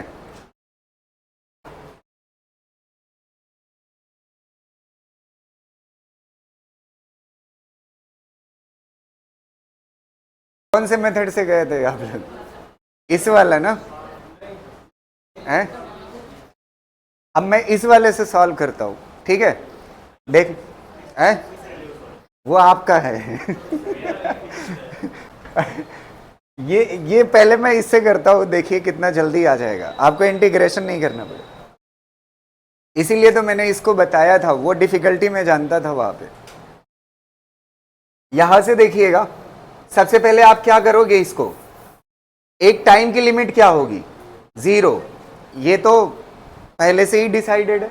दूसरा, इसको क्या करना पड़ेगा, दूसरे टाइम की लिमिट निकालने के लिए इसको क्या करना पड़ेगा, differentiate dq by dt is equal to current आएगा। तो डिफरेंशिएट करोगे तो ये क्या हो जाएगा बताइए, t का डिफरेंशिएशन कितने के बराबर होगा 1 के बराबर। तो ये कितना बचेगा a माइनस ये कितना हो जाएगा 2bt ना। तो यहां से कितना हो जाएगा t is equal to a divide by 2b आ गया ना। अब यहां पे टाइम की लिमिट रखो, t1 की जगह पे क्या हो जाएगा 0 और t2 की जगह पे कितना हो जाएगा a डिवाइड बाई 2b। ये निपटा दिए। अब इसके बाद इस इक्वेशन में, चार्ज वाली इक्वेशन में पहले टाइम की वैल्यू 0 पुट करो, कितना हो जाएगा, यहां पे 0 यहां पे 0, कितना हो जाएगा 0 हो गया। अब इसके बाद इसमें क्या पुट करना है, चार्ज की इक्वेशन में a बाई 2b, तो पुट करके देखो कितना आ रहा है, Q is equal to a square divide by 2b minus b, और कितना हो जाएगा b और इसका a स्क्वायर हो जाएगा ना, तो b a स्क्वायर और डिवाइड बाई कितना हो जाएगा 4b स्क्वायर ना। क्लियर रहेगा ना। यहां से कुछ कॉमन ले सकते हो, a square by B common ले लीजिए, a square by B common लोगे तो यहां से क्या बचेगा, या 2b कॉमन ले लें, हाँ 2b कॉमन ले लेते हैं, तो यहां पे क्या बचेगा 1 और यहां पे क्या बचेगा b। अच्छा एक b से कट कर लो तो कितना हो जाएगा, a square divide by 2b common ले लियो तो बचेगा सिर्फ क्या 2। यहां तक कोई दिक्कत, a square divide by 2b common ले लिया तो यहां से कितना बचेगा 1, a square divide by 2b common ले लिया तो यहां से क्या बचेगा 2 बचेगा।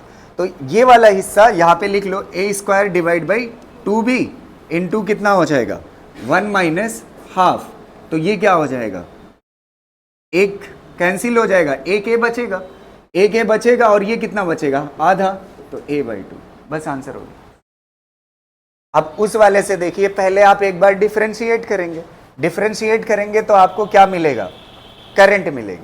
ये कितना आ जाएगा a माइनस, यहां पे i की जगह पे कितना हो जाएगा a माइनस 2b t हो जाएगा। अब इसको इंटीग्रेट करना है कहां से कहां तक, लिमिट कहां से लोगे 0 से, अब दिखी डिफिकल्टी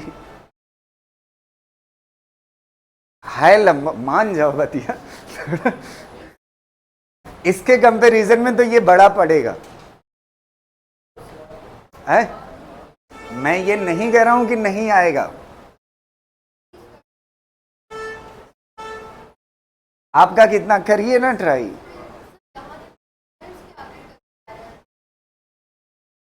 अभी मुझे टाइम लगेगा, तब तक मैं एक कॉन्सेप्ट और पढ़ा देता। कहाँ पे करूँ मैं?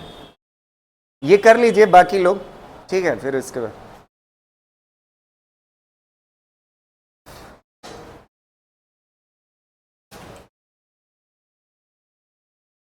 तो अगर चार्ज दे करके पूछेगा, क्या दे करके? चार्ज दे करके पूछता है क्या चीज? Average current. तो आप इस तरीके से चले जाना तो ज्यादा। और अगर आपको करंट दे करके एवरेज करंट पूछता है तो आप यहां से जाइएगा। समझ आ रही ना बात? अगर आपको एवरेज करंट, वो इंस्टेंटेनियस करंट दे करके क्या पूछता है? एवरेज करंट, तो आप यहां से जाइएगा इंटीग्रेशन से। और अगर चार्ज दे करके एवरेज करंट पूछता है तो आप इस तरह से चले जाइएगा, ठीक है।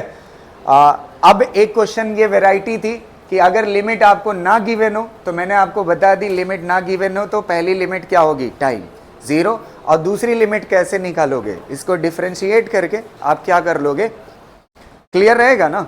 अब हेडिंग डालिए ड्रिफ्ट वेलोसिटी। अभी मैंने खाली आपको पता है डेफिनेशन पे इतना पढ़ा दिया। अब हेडिंग डालिए ड्रिफ्ट वेलोसिटी। क्या हुआ?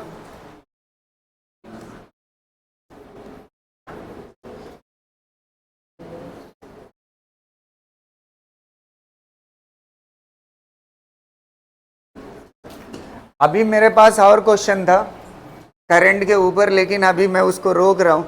थोड़ा सा वो लोग जो थ्योरी देखना है वो देख लें, है कि नहीं? ड्रिफ्ट वेलोसिटी, ठीक।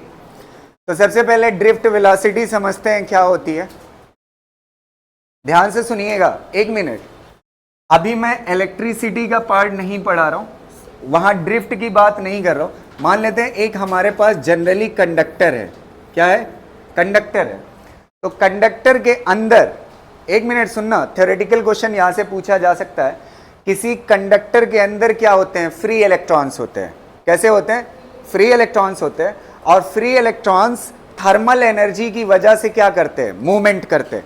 मान लेते हैं यहां पे एक एरिया अपनी तरफ से हम ऐसे सेलेक्ट कर लेते हैं। इस एरिया से अगर आप देखते हैं, एक इलेक्ट्रॉन मान लेते हैं इधर से इधर गया ना, एक इलेक्ट्रॉन इधर से इधर गया, तो उसी टाइम पे एक इलेक्ट्रॉन इधर से इधर आ रहा होता है। तो इस पे नेट करंट है। नेट करंट क्या है? 0, क्योंकि एक इलेक्ट्रॉन जा रहा है तो एक इलेक्ट्रॉन आ रहा है, तो नेट करंट क्या होगी? 0 होगी। तो किसी भी कंडक्टर के अंदर ऐसा नहीं है कि चार्ज नहीं चल रहा होता है, कंडक्टर के अंदर चार्ज चल रहा होता है, लेकिन एक क्रॉस सेक्शन से जितना इस तरफ क्रॉस करता है उसी टाइम पे उतना इस तरफ क्रॉस कर रहा होता है। इसीलिए कोई कंडक्टर ऐसे नॉर्मली हमें करंट नहीं लगती। समझ आए? और एक चीज आप समझिए, इसमें जो चार्जेस का मोशन होता है, इसमें जो चार्जेस का मोशन होता है वो कैसा होता है? स्ट्रेट लाइन होता है। कैसा होता है? Straight line. ये बहुत इंपॉर्टेंट थ्योरेटिकल क्वेश्चन है। स्ट्रेट लाइन मोशन होता है। कैसा होता है? Straight line. अब हम पढ़ने जा रहे हैं क्या चीज? Drift velocity. अब हमने इसी कंडक्टर को उठाया और यहां पे बनाया, और यहां पे क्या जोड़ दिया? इसको किससे जोड़ दिया? बैटरी से। किससे जोड़ दिया? बैटरी से। अब बैटरी से जोड़ा ना, बैटरी से जोड़ा, और इसका बैटरी का पोटेंशियल कितना है? V है। बैटरी का पोटेंशियल कितना है? V है, ठीक। अच्छा, बैटरी के पोटेंशियल लगाते ही अब देखिए इसके अंदर क्या डेवलप हो जाएगी? फील्ड बन जाएगी।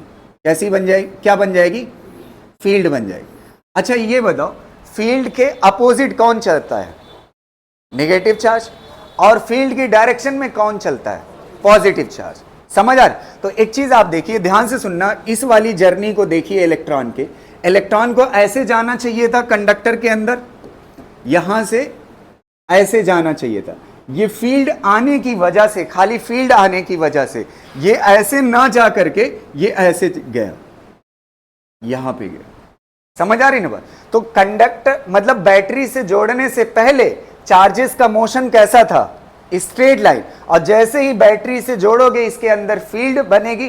फील्ड बनेगी तो इलेक्ट्रॉन यहां के बजाय, यहां से यहां जाने के बजाय यहां से यहां आ जाएगा। तो इतनी ये जो दूरी है ये क्या कहलाती है? ड्रिफ्ट कहलाती है। क्या कहलाती है? ड्रिफ्ट कहलाती है। नहीं समझ आई बात? अब देखिए थ्योरेटिकल क्वेश्चन क्या पूछा जाएगा।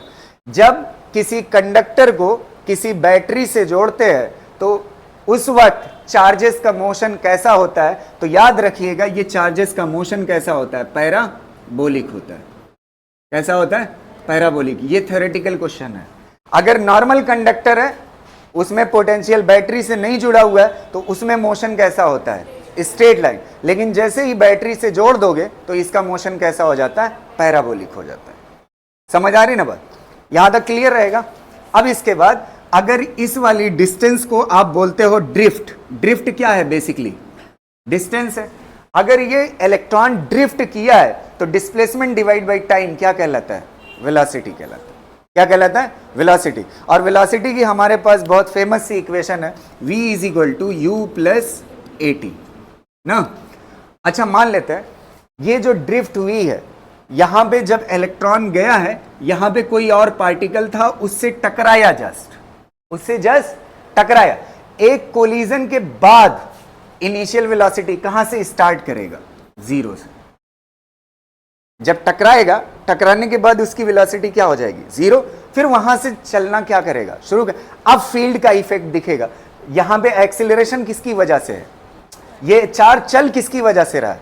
इलेक्ट्रिक फील्ड की वजह। तो मैंने आपको बताया था हर जगह फिजिक्स में F इज इक्वल टू क्या होता है? ma होता है। अच्छा, F जो है वो किसकी वजह से ये फोर्स है? चार्ज किसकी वजह से चला है? इलेक्ट्रिक। तो इलेक्ट्रिक फोर्स किसके बराबर होता है? Q E के बराबर। इज इक्वल टू क्या हो जाएगा? ma। तो A इज इक्वल टू क्या हो जाएगा? तो V इज इक्वल टू क्या हो जाएगा? Q और कितना हो जाएगा? E डिवाइड बाई क्या हो जाएगा? M और इनटू यहां पे क्या हो जाएगा? T। समझ आ रही ना बात? क्लियर है? अब कुछ लोगों को यहां पे कंफ्यूजन रहती है कि ये जो है ना, इस लिहाज से देखा जाता है ये इंस्टेंटेनियस करंट है या एवरेज करंट है, वो इंस्टेंटेनियस वेलोसिटी है या एवरेज वेलोसिटी है। तो जिन लोगों ने 1D पढ़ा है उनको ये लगेगा जो टाइम की वैल्यू यहां पे रखेंगे उस टाइम पे ये वेलोसिटी है, उस टाइम पे ये क्या है। अब ध्यान से सुनना मेरी बात को, ये एवरेज है या इंस्टेंट, ये दोनों बातें क्लियर रहेगी आपको कि विदाउट बैटरी कैसा चार्ज मूव करता है, स्ट्रेट लाइन, और विथ बैटरी कैसा मूव करता है, पैराबोलिक। ये दो चीजें हो गई। अब देखना ध्यान से, जैसे यहां पे इनफाइनाइट नंबर बहुत सारे इलेक्ट्रॉन है ना, बल्क में कंडक्टर के अंदर फ्री इलेक्ट्रॉन होते हैं। तो बल्क में अगर कंडक्टर के अंदर फ्री इलेक्ट्रॉन होते हैं तो मान लेते हैं एक इलेक्ट्रॉन यहां से टकरा करके यहां आ रहा है। समझ आ रही ना? और भी पार्टिकल यहां पे होंगे ना। अब एक इलेक्ट्रॉन टकरा करके यहां से फिर यहां टकरा रहा है ना। अच्छा, ये बताओ इन दोनों का रास्ता और इन दोनों का टाइम अलग अलग है कि नहीं है? अलग अलग है ना। तो ऐसे इनफाइनाइट कोलिजन होते होंगे और इनफाइनाइट इलेक्ट्रॉन चलते होंगे। तो सबके टाइम का एवरेज क्या कहलाता है? रिलैक्सेशन टाइम कहलाता है। क्या कहलाता है? अब ध्यान से सुनना, जैसे यहां पे एक कोलिजन से दूसरे कोलिजन के बीच में टाइम कितना लगा? T1, अगले में कितना लगा? T2, अगले में कितना लगा? T3, अगले में कितना लगा? T4। इस लिहाज से जब आप देखोगे तो सारे टाइम का क्या निकाल लोगे आप? एवरेज। तो ये टाइम कैसा हो जाएगा? ये कौन सा टाइम है? एवरेज क्या बोला जाएगा? Relaxation time. समझ आया? ये टाइम कैसा है? एवरेज है। अब आप देखिए, ये एवरेज मतलब हर कोलिजन के बीच का टाइम हमने कैसा कर दिया? सेम कर दिया। जो अलग अलग था उसको क्या निकाल लिया हमने? नहीं समझ आई बात? भाई एक के टकराने का टाइम 2 सेकंड है, एक का 3 है, एक का 4 है, एक का 10 है, एक का 15 है, मतलब ऐसे अलग अलग है ना। तो सबका क्या निकाल दिया? मतलब हर कोलिजन का टाइम क्या हो गया? हर कोलिजन का टाइम कैसा ले लिया? सेम ले लिया ना। तो एक यहां से इलेक्ट्रॉन चलेगा, यहां तक आएगा, तो यहां पे स्पीड कितना बढ़ेगी? बराबर। यहां पे भी स्पीड कितना बढ़ेगी? बराबर। अगले पे भी कितना बढ़ेगी? बराबर। तो ये एवरेज है, इंस्टेंटेनियस नहीं है। नहीं समझ आई बात? क्लियर रहेगा ना? तो ये कैसी वेलोसिटी है? एवरेज। और ये कैसा टाइम है? Average relaxation time. और ये क्या कहलाता है? ये वेलोसिटी क्या कहलाएगी? Drift velocity. इसको लिखिए, फिर आगे बात करते हैं। ठीक है? तो ये उस 1D की इक्वेशन से रिलेट करके इंस्टेंटेनियस मत समझिएगा, ठीक?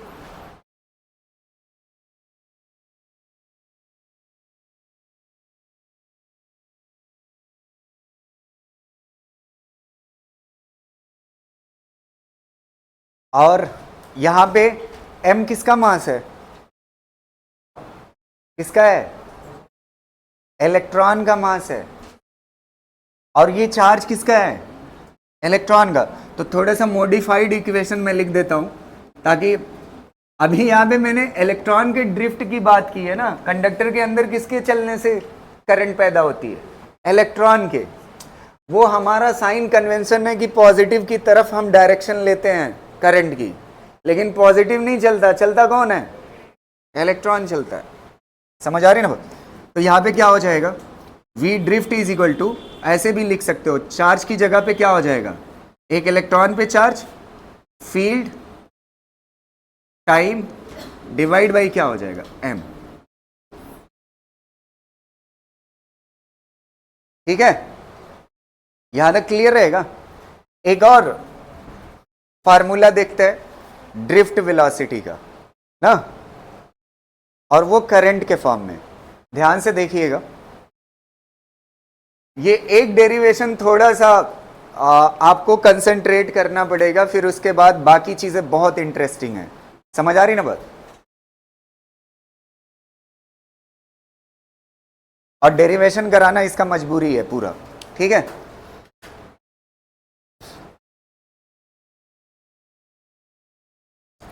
हेडिंग डाल लीजिएगा, relation between current and drift velocity. Relation between current and drift velocity.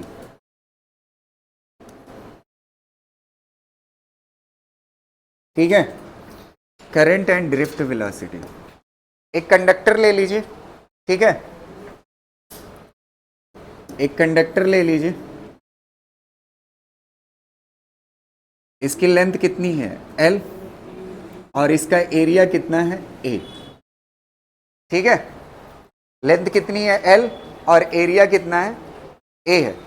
सबसे पहले करंट का फार्मूला क्या होता है, एक मिनट, हर कोई अब यहां पे कंसंट्रेट हो जाए। ये डेरिवेशन सीख गए तो आपके लिए रास्ता आगे का बहुत आसान है। I इज इक्वल टू क्या होता है, चार्ज डिवाइड बाई टाइम। और चार्ज को आप, एक चीज और मैंने इलेक्ट्रोस्टैट में पढ़ाया था, चार्ज को आप क्या लिख सकते हो, एन ई लिख सकते हो, डिवाइड बाई टाइम, कोई दिक्कत। एन क्या है, नंबर ऑफ चार्ज, और ई क्या है, एक इलेक्ट्रॉन पे चार्ज। समझ आ रही ना। तो यहां से आपको टोटल चार्ज मिल जाएगा। चार्ज किस फॉर्म में चलेगा, इलेक्ट्रॉन के फॉर्म में ना। तो एक इलेक्ट्रॉन पे चार्ज आपको पता है, तो नंबर ऑफ चार्ज से क्या कर दीजिए, मल्टीप्लाई, तो टोटल चार्ज निकल आएगा। यहां तक क्लियर है। अब देखिए, एक चीज मैं यहां पे डिफाइन करता हूं स्मॉल n नाम की, और इसको बोलते हैं नंबर डेंसिटी। क्या बोलते हैं, नंबर, आप नंबर पूरा लिखिएगा, डेंसिटी। अच्छा, अभी तक आपने मास डेंसिटी पढ़ा है, क्या पढ़ा है, मास डेंसिटी। मास डेंसिटी क्या होती है, मास पर यूनिट वॉल्यूम। ऐसे क्या होता है, नंबर डेंसिटी। नंबर डेंसिटी क्या होती है, नंबर पर यूनिट वॉल्यूम। तो n क्या हो जाएगा, number per unit volume, number of charge कह लीजिए, number of charge per unit volume. एक यूनिट वॉल्यूम में कितना चार्ज है, इसको समझाने के लिए मैं मान लेता हूं n इज इक्वल टू, ध्यान से सुनना, जैसे आ गया 10, आ गया 10 चार्ज पर मीटर क्यूब। इसका मतलब आप समझ रहे हैं, एक मीटर क्यूब में कितना चार्ज है, 10 है। एक मीटर क्यूब में कितना चार्ज है, 10 है। 100 आ जाएगा तो एक मीटर क्यूब में 100 चार्ज। तो अब देखिए, नंबर मुझे लाना क्या है, नंबर लाना है। ये जो कैपिटल एन है, ये क्या है, टोटल नंबर ऑफ चार्ज है। तो सबसे पहले एक चीज आप समझिएगा, एरिया इंटू लेंथ अगर मैं कर दूं तो क्या मिल जाएगा, वॉल्यूम पूरे कंडक्टर का। किसका मिलेगा, पूरे कंडक्टर का वॉल्यूम मिल जाएगा। अच्छा, ये क्या है, एन। एक मीटर क्यूब में कितना चार्ज है ना, तो एक मीटर क्यूब में कितना चार्ज है वो n है। अगर इतने में जानना होगा तो इतने वॉल्यूम से मल्टीप्लाई कर दूंगा ना, तो क्या निकल आएगा मुझे। अच्छा, स्मॉल n को अगर मैं मल्टीप्लाई करता हूं वॉल्यूम से, वॉल्यूम मतलब क्या, n एरिया इंटू लेंथ, ये वॉल्यूम कहलाता है। तो ये क्या है, 1 मीटर क्यूब में कितना चार्ज है, 1 मीटर क्यूब में कितना चार्ज, तो मुझे इतने मीटर क्यूब में चाहिए ना, तो इतने वॉल्यूम से क्या कर दूंगा, मल्टीप्लाई। तो आपको क्या मिल जाएगा, थोड़ा सा बताइए, इस पूरे कंडक्टर के अंदर कितना चार्ज है, ये क्या कहलाएगा बताइए, ये क्या कहलाएगा, कैपिटल एन कहलाएगा। क्या कहलाएगा, कैपिटल एन। अब एक चीज और, आखिरी बात, बस इतना सा था, आखिरी बात ये समझना है, लेंथ। अच्छा, ये जो चार्जेस चल रहे हैं, एक मिनट, ये चार्जेस चल रहे हैं किस वेलोसिटी से चल रहे हैं, drift velocity. Drift velocity is equal to क्या होता है, डिस्प्लेसमेंट अपॉन क्या होगा, टाइम। तो लेंथ इज इक्वल टू क्या हो जाएगा, लेंथ की जगह पे क्या लिख सकते हो, एन ए, और लेंथ की जगह पे आप क्या लिख सकते हो बताइए, ड्रिफ्ट वेलोसिटी इनटू क्या लिख सकते हो, टाइम।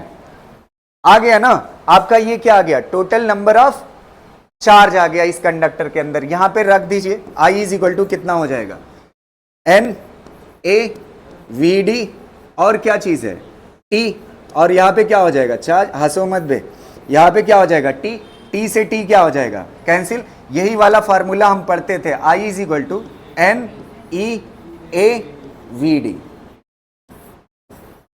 समझ आ रहे। अब यहां पे वी डी याद रखना, ये ड्रिफ्ट वेलोसिटी है। कुछ दिन के बाद कुछ लोग क्या करते हैं, कॉपी में डी इतना बड़ा कर देते हैं, फिर सोचते हैं डी डिस्प्लेसमेंट है कि डिस्टेंस है, समझ आ रहे। तो ये खाली ड्रिफ्ट वेलोसिटी बताने के लिए है, क्लियर रहेगा ना, ये फार्मूला तो पढ़े होगे, ठीक।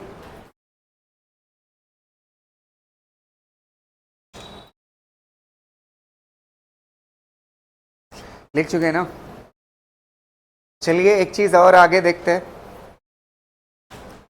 ओम्स लॉ तक पूरा पढ़ाऊंगा, ठीक। कुछ लोग धीरे धीरे चेहरे से बता रहे कि टाइम हो गया है कि नहीं, रुको अभी ओम्स तक तो पढ़ाऊंगा मैं, तो आप कल आइएगा ना, मैं तो पढ़ाऊंगा। याद है, क्लियर है ना, जल्दी करिए, अब ज्यादा टाइम नहीं लगेगा, तुम लोग पढ़ते नहीं हो, पूरा सीख के जाओ ना कम से कम। अरे नहीं, पूरी इलेक्ट्रिसिटी थोड़ी है ये, लिख चुके ना। देखो अब देखो, I इज इक्वल टू क्या होता है, N E A V D. एक बार सारे टर्म को बोल दीजिए, एन क्या है, नंबर डेंसिटी, क्या है, नंबर डेंसिटी। ई क्या है, एक इलेक्ट्रॉन पे चार्ज, ए क्या है, एरिया कंडक्टर का, और वी डी क्या है, ड्रिफ्ट वेलोसिटी। अब इसको इधर ले आइए, आई डिवाइड बाई क्या हो जाएगा, ए, और इधर क्या हो जाएगा, एन ई वी डी, ये हो जाएगा। अब इसको जिन्होंने अभी मतलब पहले पढ़े होंगे 12th में, इसको बोलते हैं करंट डेंसिटी। ये पूरा टॉपिक कल मैं पढ़ाऊंगा, इसको क्या बोलते हैं, करंट डेंसिटी। तो current density is equal to formula क्या होता है, N E V D, area इधर आ जाता है, ये हो गया क्या आपका करंट डेंसिटी हो गया। अब आप ध्यान से सुनना, पिछले वाले में ड्रिफ्ट वेलोसिटी का फार्मूला क्या पढ़ा था, जो सबसे पहले बताया है, ये ड्रिफ्ट वेलोसिटी का फार्मूला करंट से रिलेटेड है, और ड्रिफ्ट वेलोसिटी का एक फार्मूला पढ़ाया था, किसके बराबर होता है, small E time divide by M, और ये क्या हो जाएगा, कैपिटल ई। इतना था ना, अरे भैया ई को इधर कर देते हैं बस। इतने फर्क लिखा था मैंने, ये ड्रिफ्ट वेलोसिटी है ना, ठीक है। तो ये ड्रिफ्ट वेलोसिटी का फार्मूला अगर आप यहां पे लिख देते हो, ध्यान से सुनना मेरी बात, यहां पे लिख देते हो तो एन ई। अब देखो ड्रिफ्ट वेलोसिटी का फार्मूला क्या है, small E capital E T divide by क्या है, एम है ना। अब मैं आगे पीछे कर सकता हूं ना, यहां पे टी और यहां पे क्या, ई। ये अभी भी करंट डेंसिटी लिखा हुआ है, ड्रिफ्ट वेलोसिटी की जगह पे ये वाली वैल्यू पुट किया।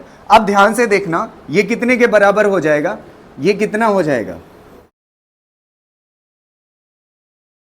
N E square T divide by M, N E square T divide by M, इसी को बोलते हैं कंडक्टिविटी। क्या बोलते हैं? कंडक्टिविटी। तो J इज इक्वल टू कितना हो जाएगा? सिग्मा, और यहां पे क्या हो जाएगा? Electric field. ये भी ओम्स लॉ है। अब मतलब ओम्स की तरफ जा रहा है, यहां तक क्लियर है ना? देखो ना, इसको क्या बोलते हैं?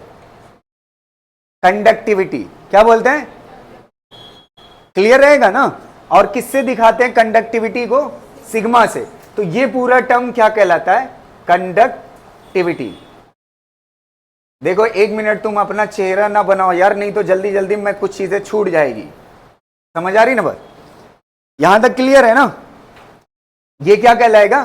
कंडक्टिविटी। अच्छा, जे किसकी जगह पे लिखे हो? जे किसकी जगह पे लिखे हो? I divide by area. 1 minute, I divide by area, और ये वाला जो टर्म है ये कितना होगा? सिग्मा ही रहेगा। अच्छा, फील्ड को आप क्या लिख सकते हो? फील्ड को थोड़ा सा बोलना। इलेक्ट्रिक फील्ड किसके बराबर होता है? पोटेंशियल डिवाइड बाई क्या होता है? लेंथ। यही होता है ना? ये कई दफा पढ़ा चुका हूं यार इलेक्ट्रोस्टैट में। Electric field is equal to क्या होता है? Potential divide by L. तो यहां पे इलेक्ट्रिक फील्ड की जगह पे क्या लिख सकते हो? V divide by L.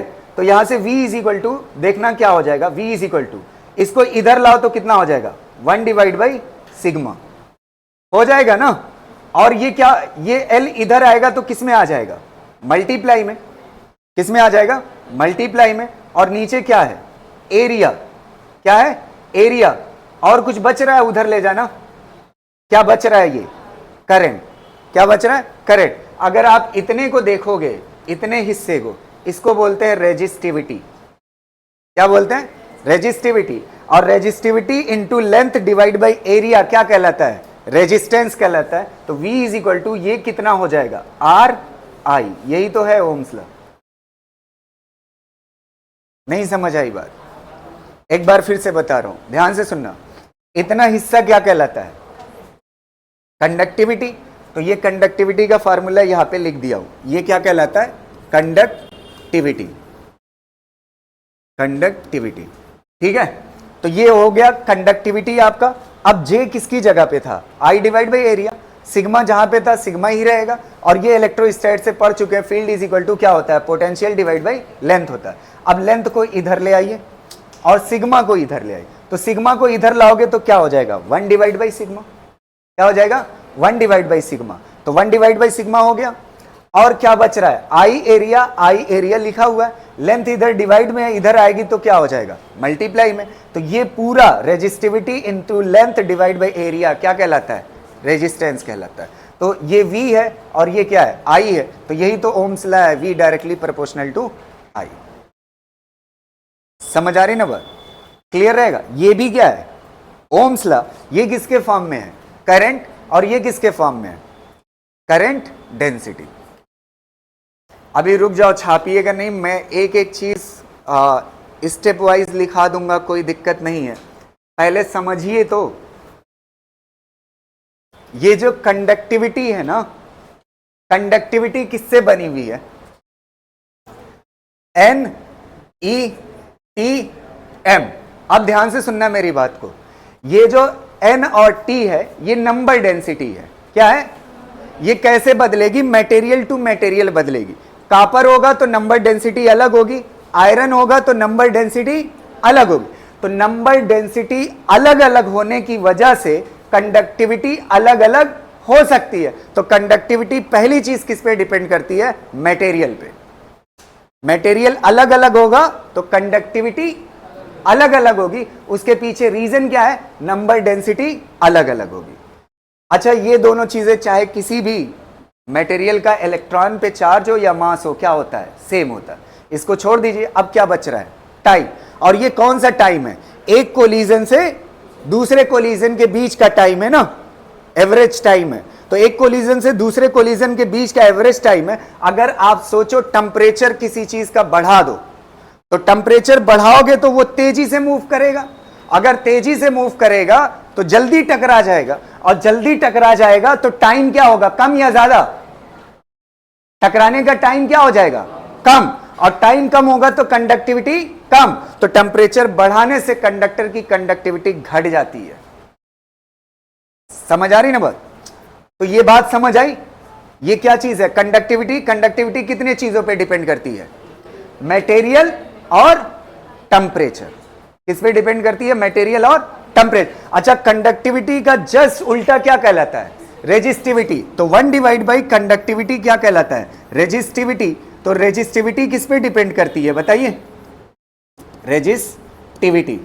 एक मिनट, रेजिस्टिविटी जस्ट उल्टा है ना कंडक्टिविटी का, तो ये भी किस पे डिपेंड करेगा? मटेरियल और टेम्परेचर पे। अब एक चीज आती है रेजिस्टेंस ना। रेजिस्टेंस के अंदर क्या छिपा हुआ है? रेजिस्टिविटी।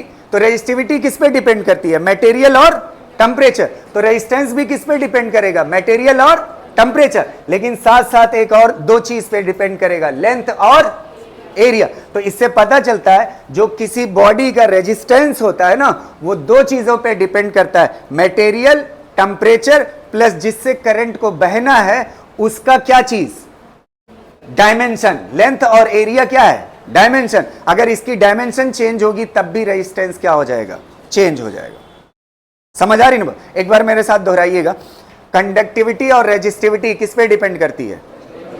मटेरियल और टेम्परेचर। रेजिस्टेंस एक्स्ट्रा चीज पे डिपेंड करता है, मटेरियल, टेम्परेचर के अलावा लेंथ और एरिया, जिसको आप क्या बोल सकते हो? डायमेंशन। किस पे डिपेंड करता है? मटेरियल की डायमेंशन पे। ये तीन चीजें हो गई।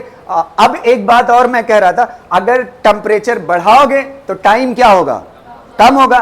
टाइम कम होगा तो कंडक्टिविटी कम होगी। कंडक्टिविटी कम होगी तो रेजिस्टिविटी ज्यादा होगी। रेजिस्टिविटी ज्यादा होगी तो रेजिस्टेंस ज्यादा होगा। समझ आ रही ना बात? अच्छा, मान लेते हैं दो कंडक्टर है। एक बात बताइएगा, जितना मैंने पढ़ाया है, एक कंडक्टर ये है और एक कंडक्टर ये है, ठीक है? इसकी नंबर डेंसिटी ज्यादा है, इसकी नंबर डेंसिटी कम है। इसकी नंबर डेंसिटी क्या है? ज्यादा। तो जिसकी नंबर डेंसिटी ज्यादा होगी उसकी कंडक्टिविटी क्या होगी? ज्यादा। और जिसकी कंडक्टिविटी ज्यादा होगी उसकी रेजिस्टिविटी कम, और जिसकी रेजिस्टिविटी कम उसका रेजिस्टेंस कम होगा। समझ गए ना? तो इतनी बातें थी, और ये क्या हो गया आपका? Ohm's law. ठीक है, अब इसको लिख लीजिए। फिर जब आप एक एक स्टेप पूरा लिख लेना, फिर मुझे बताना। मैं जितना बताया हूं सारी चीजें मैं लिखा दूंगा। और एक बात और मैं आपको बता दूं, ये जो कंडक्टिविटी है ना, इसका एक स्पेशल नाम होता है, स्पेसिफिक कंडक्टेंस। और ये जो रेजिस्टिविटी है इसका नाम क्या होता है? Specific resistance. समझ? अब पता चला रेजिस्टिविटी रट रट रट के एकदम गए और वहां पे लिखा हुआ है स्पेसिफिक, बस आपका काम हो गया। आप सोचोगे पढ़ाई पे नहीं किए थे, है कि नहीं? कोई सब लोग लिख रहे हो कि नहीं? लिख चुके हैं ना?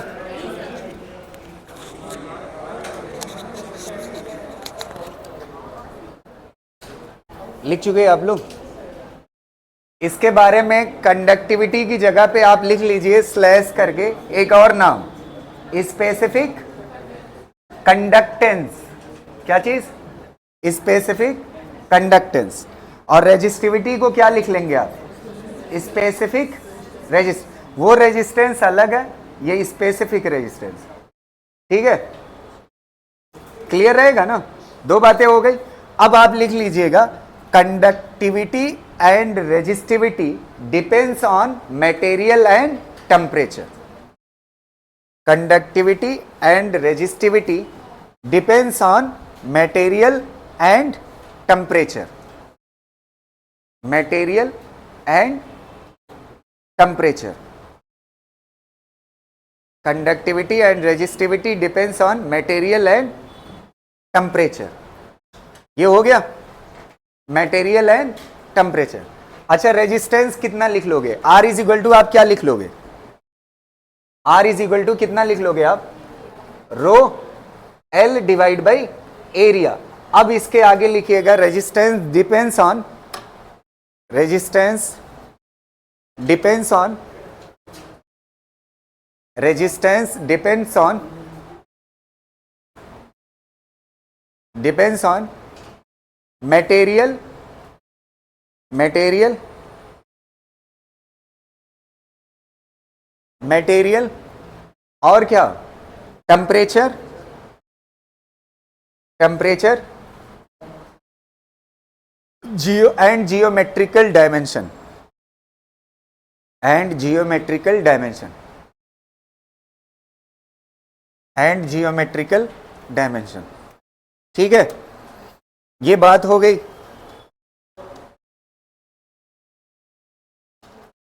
बाकी ये हो गया आपका ओम्स लॉ।